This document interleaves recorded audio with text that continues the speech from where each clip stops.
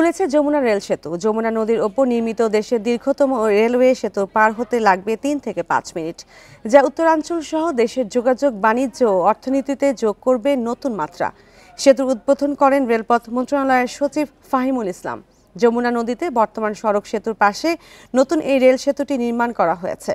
আসা যাওয়া রয়েছে 2 লাইন। গত 12 ফেব্রুয়ারি থেকে নতুন একটি লাইন দিয়ে ট্রেন চলাচল শুরু হয়। সেতুটির 2 লাইনেই চলবে ট্রেন।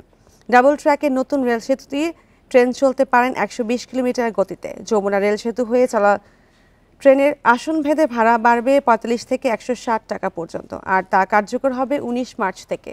4.8 কিলোমিটার দীর্ঘ নতুন রেল সেতু নির্মাণের প্রকল্প নেওয়া হয় 2016 সালে, আর নির্মাণে ব্যয় হয়েছে প্রায় 16,800 কোটি টাকা।